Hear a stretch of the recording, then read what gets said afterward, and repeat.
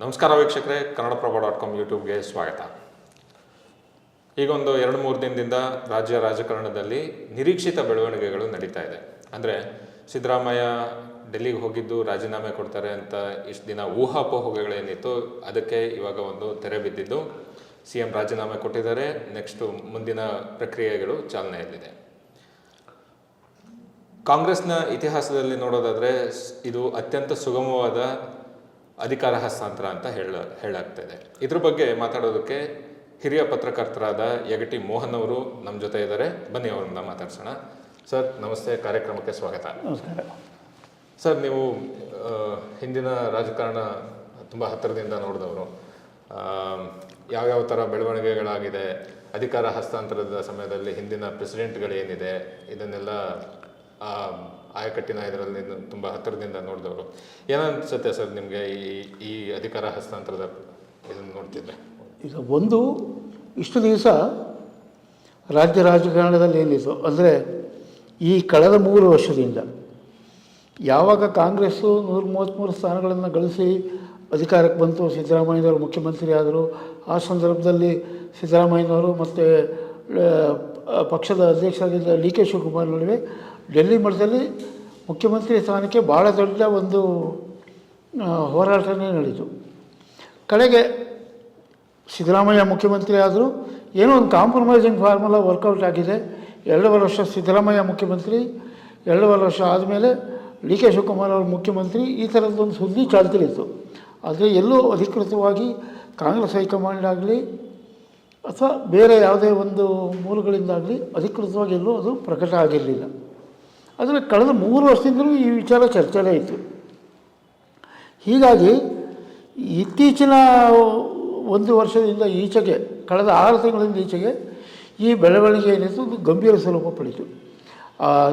ಕೆಲವು ಮಂತ್ರಿಗಳು, ಸಿದ್ದರಾಮಯ್ಯನವರ ಬೆಂಬಲಿಗರಾದಂಥ ಕೆಲವು ಮಂತ್ರಿಗಳು ಸಿದ್ದರಾಮಯ್ಯನವರ ಮುಖ್ಯಮಂತ್ರಿ ಆಗಿ ಮುಂದುವರಿತಾರೆ, ಅಧಿಕಾರ ಹಂಚಿಕೆ ಒಪ್ಪಂದ ಆಗಿಲ್ಲ ಅಂತ ಒಂದಷ್ಟು ಜನ ಹೇಳಿದರು.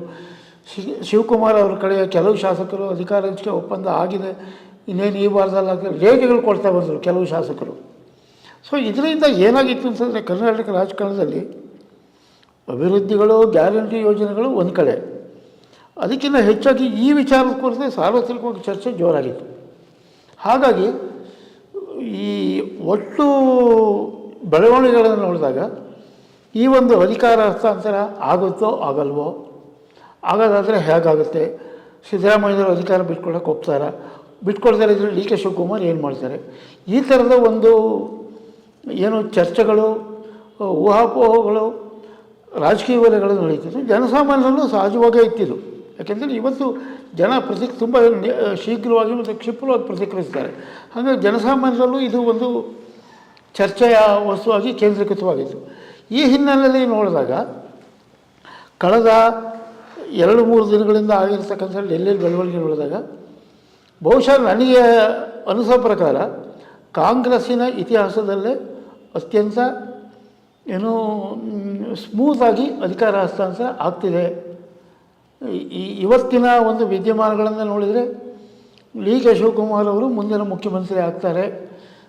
ಸಿದ್ದರಾಮಯ್ಯನವರು ಕಾಂಗ್ರೆಸ್ ಮಂತ್ರಿಗಳ ಸಭೆ ಏನು ಕರೆದಿದ್ರು, ಕ್ಯಾಬಿನೆಟ್ ಮಿನಿಸ್ಟರ್ಸ್ ಸಭೆಯಲ್ಲಿ ಒಪ್ಪಂದದ ಬಗ್ಗೆ ಮಾತಾಡಿದರು. ಹೈಕಮಾಂಡ್ ಸೂಚನೆ ಪ್ರಕಾರ ನಾನು ಅಧಿಕಾರ ಬಿಟ್ಕೊಳ್ಬೇಕಾಯಿತು ಅಂತ ಅವರು ಹೇಳಿದರು. ಇವತ್ತು ಕೂಡ ಅವ್ರು ಹೇಳಿದರು 3 ವರ್ಷ ನನಗೆ ಮುಖ್ಯಮಂತ್ರಿ ಅಂತ ಹೇಳಿದರು. ಅದರ ಪ್ರಕಾರ ಹೈಕಮಾಂಡ್ ಆದೇಶನ ನಾನು ಪಾಲನೆ ಮಾಡಿದ್ದೀನಿ ಅಂತ.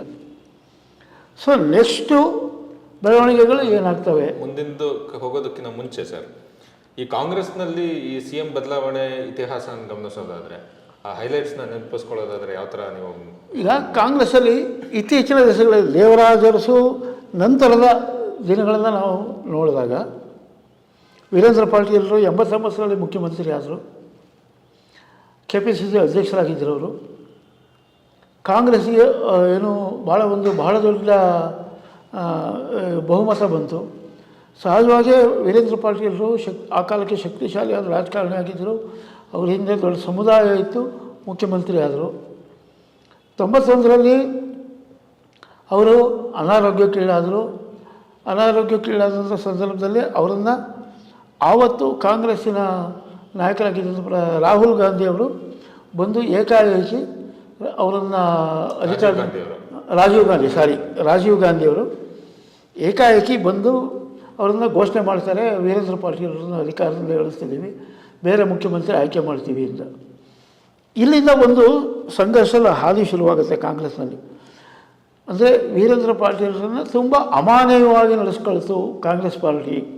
ಮುಂದಿನ ವಿಧಾನಸಭಾ ಚುನಾವಣೆಯಲ್ಲಿ 94ರಲ್ಲಿ ನಡೆದಂಥ ವಿಧಾನಸಭಾ ಚುನಾವಣೆಯಲ್ಲಿ ಕಾಂಗ್ರೆಸ್ಸು ಅತ್ಯಂತ ಹೀನಾಯವಾಗಿ ಸೋತು ವಿರೋಧ ಪಕ್ಷದ ಸಾಲಲ್ಲಿ ಕೂರುತ್ತೆ. ಆ ನಂತರದಲ್ಲೂ ಕೂಡ ವೀರೇಂದ್ರ ಪಾಟೀಲರ ನಂತರ ಬಂಗಾರಪ್ಪನವರ ಮುಖ್ಯಮಂತ್ರಿ ಆದರು. ಬಂಗಾರಪ್ಪನವರ ವಿರುದ್ಧ ಹಲವು ಆರೋಪಗಳನ್ನು ಕಾಂಗ್ರೆಸ್ಸು ಶಾಸಕರು ಹಿರಿಯ ಸಚಿವರುಗಳೇ ಮಾಡಿದರು. ಕ್ಲಾಸಿಕ್ ಕಂಪ್ಯೂಟರ್ಗಳನ್ನ ಮತ್ತೊಂದು ಭ್ರಷ್ಟಾಚಾರ ಈ ಸರ್ಕಾರದಲ್ಲಿ ಜಾಸ್ತಿ ಆಗಿದೆ ಅಂತ ಕೆಲವು ಸೀನಿಯರ್ ಕಾಂಗ್ರೆಸ್ ಲೀಡರ್ಸೇ ಆರೋಪಗಳು ಮಾಡಿದರು. ಆವಾಗ ಏನಾಯಿತು, ಆ ಕಾಲದಲ್ಲಿ ಪಿ ವಿ ನರಸಿಂಹರಾವು ಏನು ಪ್ರಧಾನಮಂತ್ರಿಗಳಾಗಿದ್ದರು, ಪಿ ವಿ ನರಸಿಂಹರಾವು ಬಂಗಾರಪ್ಪನ ಅಧಿಕಾರ ಬಿಟ್ಕೊಳ್ಳೋಕ್ಕೆ ಸೂಚನೆ ಮಾಡಿದರು. ಆದರೆ ಬಂಗಾರಪ್ಪನವರು ಕಾಂಗ್ರೆಸ್ ವಿರುದ್ಧ ಸುಳಿದಿದ್ದರು. ಕಳೆಗೂ ಅವರನ್ನು ಬಲವಂತವಾಗಿ ಅಧಿಕಾರದಿಂದ ಕೆಳಗಿಳಿಸಿದರು. ಹಿಂದುಳಿದ ವರ್ಗಗಳು ಬಂಗಾರಪ್ಪನವ್ರ ಜೊತೆಗಿದ್ದಂಥ ಒಂದು ವರ್ಗ ಕಾಂಗ್ರೆಸ್ಸಿಗೆ ವಿರೋಧ ಆಯಿತು. ವೀರಪ್ಪ ಮೊಯ್ಲಿಯವರನ್ನು ಮುಖ್ಯಮಂತ್ರಿ ಮಾಡಿದರೂ ಕೂಡ ಅದನ್ನು ಶಾಸಕಾಂಗ ಪಕ್ಷದ ಸಭೆಯಲ್ಲಿ ವೀರಪ್ಪ ಮೊಯ್ಲಿಯವರನ್ನು ಮುಖ್ಯಮಂತ್ರಿ ಅಂತ ಆಯ್ಕೆ ಮಾಡಿದರೂ ಕೂಡ ಆವತ್ತಿನ ಸಂದರ್ಭದಲ್ಲಿ ಅದು ಒಂದು ಸಹಜವಾದ ಮತ್ತು ಯಾವುದೇ ಗದ್ದಲವಿಲ್ಲದ ಅಧಿಕಾರ ಹಸ್ತಾಂತರ ಅಂತ ಹೇಳಕ್ಕೆ ಬರಲ್ಲ. ಯಾಕೆಂದರೆ ಬಂಗಾರಪ್ಪನವರು ಆನಂತರ ದಿನಗಳಲ್ಲಿ ಕಾಂಗ್ರೆಸ್ ವಿರುದ್ಧನೇ ಸಿಡಿದಿದ್ದೊಂದು ಪ್ರಾದೇಶಿಕ ಪಕ್ಷ ಮಾಡಿದರು. ಒಂದಷ್ಟು ಕಾನ್ಸ್ಟಿಟ್ಯೂನ್ಸಿಗಳಲ್ಲಿ ಕಾಂಗ್ರೆಸ್ಸಿನ ವೋಟ್ಗಳನ್ನು ಕಸ್ಕೊಂಡ್ರು. ಅವರದ್ದೊಂದಷ್ಟು ಸ್ಥಾನಗಳು ಬಂತು. ಅವರಿಂದ ಕಾಂಗ್ರೆಸ್ಸಿಗೆ ಡ್ಯಾಮೇಜ್ ಆಯಿತು. ಈ ಥರದ ಬೆಳವಣಿಗೆಗಳೆಲ್ಲ ನಡೀತು. ಈ ಬೆಳವಣಿಗೆಗಳಿಗೆ ನಾವು ಹೋಲಿಕೆ ಮಾಡಿದರೆ ಈಗ ಸಿದ್ದರಾಮಯ್ಯನವರು ಮುಖ್ಯಮಂತ್ರಿ ಆದ ನಂತರದ ಬೆಳವಣಿಗೆಗಳಿದೆ. ಈಗ ಅಧಿಕಾರ ಹಸ್ತರ ಅವರು ಹೈಕಮಾಂಡ್ ಅವರನ್ನು ಕಡೆಗೂ ಮನವೊಲಿಸುವಲ್ಲಿ ಯಶಸ್ವಿಯಾಗಿದೆ. ಕಾಂಗ್ರೆಸ್ ವಲಯಗಳಲ್ಲಿ ಏನು ಚರ್ಚೆ ಇತ್ತು ಅಂತಂದರೆ ಸಿದ್ದರಾಮಯ್ಯನವರೇ ಯಾವುದೋ ಸಂದರ್ಶನ ಹೇಳಿದರು, ಯಾವುದೇ ಅಧಿಕಾರ ಹಂಚಿಕೆ ಒಪ್ಪಂದ ಆಗಿಲ್ಲ ಅಂತ ಓಪನ್ ಆಗಿ ಹೇಳಿದರು. ಆಗಿಲ್ಲ ಅಂತ ನೇರವಾಗಿ ಹೇಳಿದರು ಒಂದು ಪತ್ರಿಕಾ ಸಂದರ್ಶನದಲ್ಲಿ. ಯಾವುದೇ ಅಧಿಕಾರದಲ್ಲಿ ಒಪ್ಪಂದ ಆಗಿಲ್ಲ, 5 ವರ್ಷಗಳು ನಾನೇ ಮುಖ್ಯಮಂತ್ರಿ ಆಗ್ತೀನಿ. ಅನೇಕ ಬಾರಿ ಅದನ್ನು ಹೇಳಿದರು. ಅವ್ರ ಬೆಂಬಲಿಗರು ಹೇಳಿದರು. ಅವರು ಹೇಳಿದರು ಕಾಂಗ್ರೆಸ್ ಪಕ್ಷದಲ್ಲಿ ಇದೊಂಥರ ಏನು ಇದೇ ಒಂದು ದೊಡ್ಡ ವಿವಾದ ಆಗಿತ್ತು. ಇದು ವಿವಾದ ಆಗಿ ವಿಕೋಪಕ್ಕೆ ಹೋಗೋ ಸನ್ನಿವೇಶ ಸೃಷ್ಟಿಯಾಗಿತ್ತು. ಆದರೆ ನನಗನ್ಸುತ್ತೆ ಡಿ ಕೆ ಶಿವಕುಮಾರು ಕಾಂಗ್ರೆಸ್ ರಾಜ್ಯ ಘಟಕದ ಏನು KPCC ಇದೆ ಅದರ ಅಧ್ಯಕ್ಷರೂ ಆಗಿದ್ದರಿಂದ ಉಪಮುಖ್ಯಮಂತ್ರಿನೂ ಆಗಿದ್ದರಿಂದ ಅದನ್ನು ತುಂಬ ಹೆಚ್ಚು ಸಂಘರ್ಷಕ್ಕೆ ಹೋಗದಲೆ ಸಂಘರ್ಷಕ್ಕೆ ಅದನ್ನು ಕೊಂಡೊಯ್ದರೆ ಅದು ಸ್ಮೂತಾಗಿ ಬಗೆಹರಿಯೋ ರೀತಿಯಲ್ಲಿ ಅವ್ರದ್ದು ಕೂಡ ಪಾತ್ರ ಇದೆ ಅಂತ ಅನ್ನಿಸ್ಬೋದು.